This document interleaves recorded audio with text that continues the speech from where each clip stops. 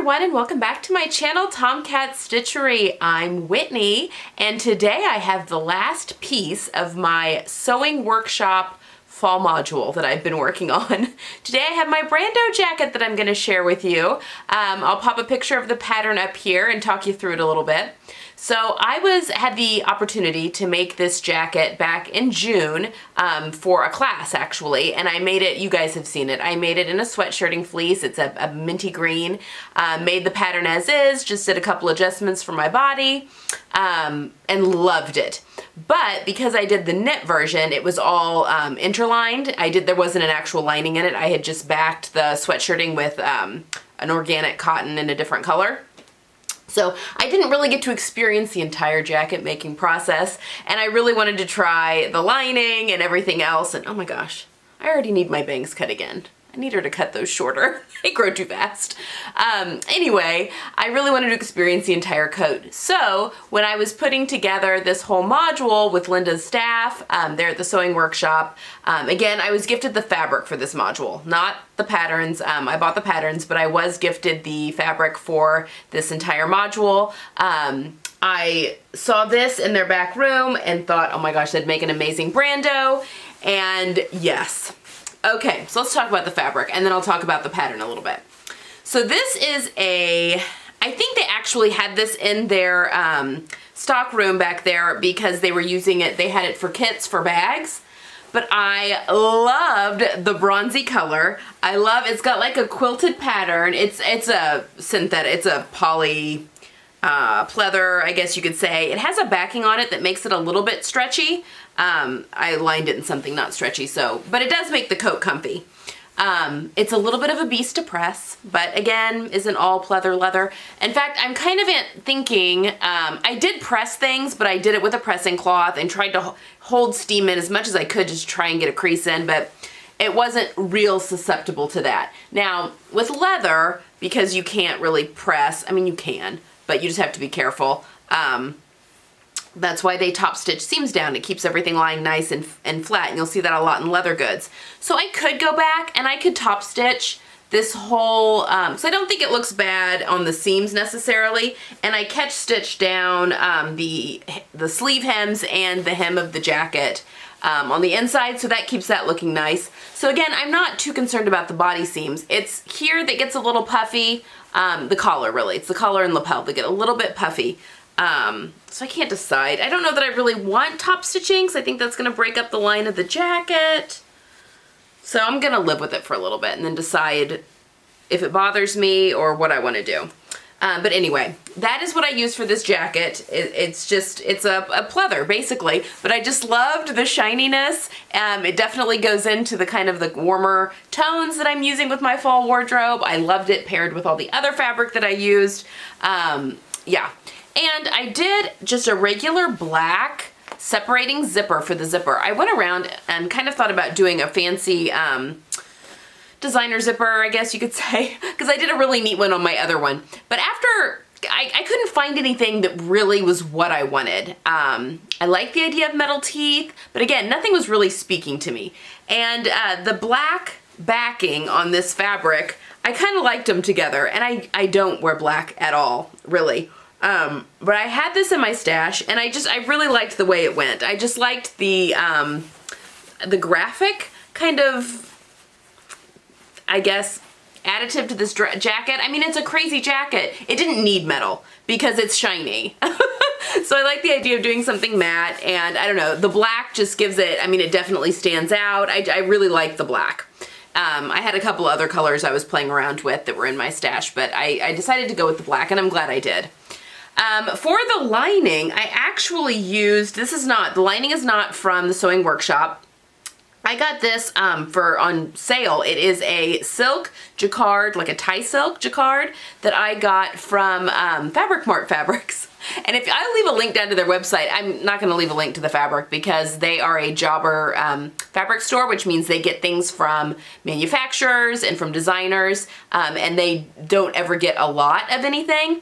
They just get a lot of really cool stuff. So you have to really strike while the iron's hot, otherwise it's gone immediately. And they were having a silk sale, and so I picked up a couple of links to use for linings. So I like the Thai silk is slick enough to use as a jacket lining.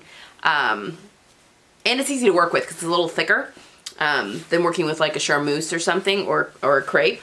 But anyway, the only alteration, now I did do my forward shoulder or my balanced shoulder adjustment where I bring the shoulder seam forward a little bit, like I do on anything. I made a small in this. All of our other patterns I've made a medium, but again, I was able to try this jacket on. I will pop pictures of me actually wearing the jacket while I'm talking now.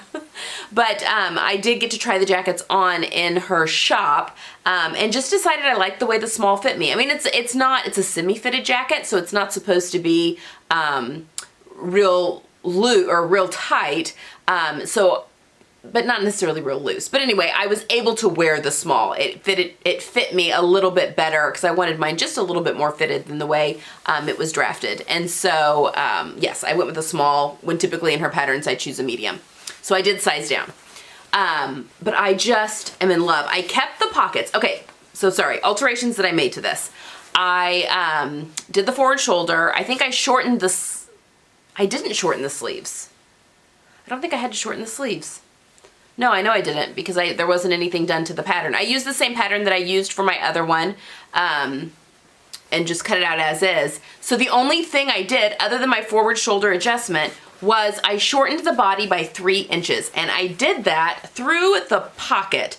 So basically, in order to keep the pocket, I just raised the pocket. You have to be careful. You don't want to get too far up into the curve for the princess seam, up into the breast. But I was able to take 3 inches out of the body, I think, without getting too far up into the shaping there for the chest. But yeah, I took out 3 inches out of the body, and again, I did that kind of right through where the pocket is because I didn't want to mess with the hem. I wanted to keep all that nice and neat. But yeah, took it out of the pocket area, and then I just added more to the top of the pocket pieces so that I could keep the same pocket width. And I think it turned out wonderfully. I mean, this little guy is gonna get a lot of wear. So now I have this moto jacket, and I've got my Mimi G chocolate brown pleather moto jacket, biker jacket, whatever you want to call it. But yeah, these are just great little toss-on jackets, like a jean jacket. They're just a great little topper piece for our changing seasons. Now again, because this is pleather, it is warm. You don't get a lot of breathability in this. So it's a little warm still right now to be wearing it, but I will definitely be pulling this out here sooner rather than later, probably, as our temperatures start to drop. Okay, so that's what I've got for the Brando jacket. I would say, now it's a more difficult pattern than the other ones that I've made for this module, but again, their instructions are fantastic. And I think they've got some tutorials too on their website. I think. A sew along maybe? So definitely be able to kind of follow along with that. But yeah, I think an advanced beginner, someone that was, because again, an advanced beginner, sorry, I keep cutting myself off. That's very annoying, very sorry. An advanced beginner could definitely do this because, you know, a lot of times with biker jackets, you've got like the zippers on the sleeve and you've got the welt zipper pockets on the front, which can be a little trickier for beginners, but this one does not have that. And the pockets are an easy sew on this, so you get the motorcycle jacket look without having a lot of the real, more difficult techniques in this. So definitely would recommend this, especially for someone that is more of a adventurous or advanced beginner. Okay, I just wanted to remind you guys, and I'll leave it down in the description box, that the Sewing Workshop does have a bundle with the 5 patterns that I've used for this module available on their site. It's under patterns and then under bundle. I'll leave a link down to the actual bundle down below if you're interested. I think it's a 20% discount if you wanted to buy all 5 patterns. To buy it in the bundle. And then also I have a coupon code for their fabric. So they only have, I believe, I'm under the impression they only have a sale once a year from a friend of mine that always waits for that sale and just loves that sale. But they have given me very generously a 30% off coupon for my viewers. The code is SOCAT, and that's cat with a K, and I've got that all down below in the description box, but that's the promo code you need to enter for 30% off their fabric, which again is so very generous. So go have a look at all the beautiful and pretty things. Not everything that I've used is still available, but she's got gorgeous stuff. So, I mean, just go over there and drool. Anyway, that's all I have for today. So on Friday, I am going to have the lookbook with all 6 of these pieces mix and matched for you, kind of like I always do. And I'll have the big module, or the montage there at the end with me wearing all of the different outfits.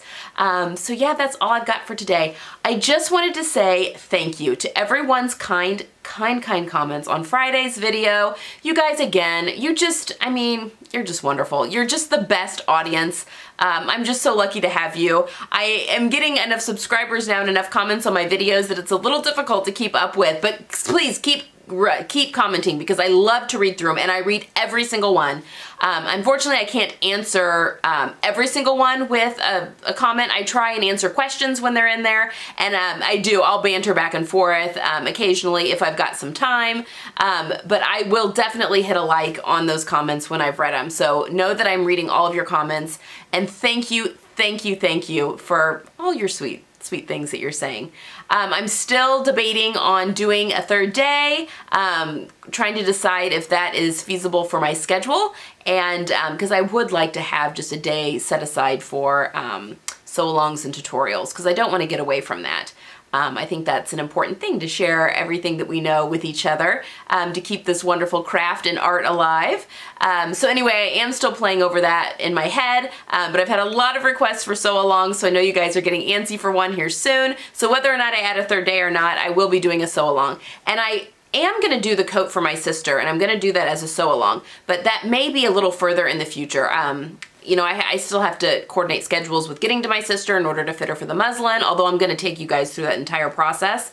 So I'm thinking of doing maybe a little more simpler pattern before that, just so we can get back into the sew-along vibe, but maybe not start off with a coat, for instance. But I will be doing the coat. It just may be later in the year before that happens. So what kind of garment would you guys like to see? Would you like to see a top, a dress, pants, skirt? What's everyone kind of feeling? I can't do independent patterns because though, you know, all those designers do their own things on their own websites and channels, so I like to stick with Big 4 patterns. So if there's a newer one that's been released, there's been some great ones, let me know if there's something that interests you along those lines.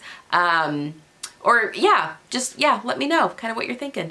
Okay, that's all I've got for today. I'll quit jabbering at you. And I'll see you guys on Friday with the full lookbook of my sewing workshop module. Hope you guys have a great week, and I'll see you on Friday. Bye!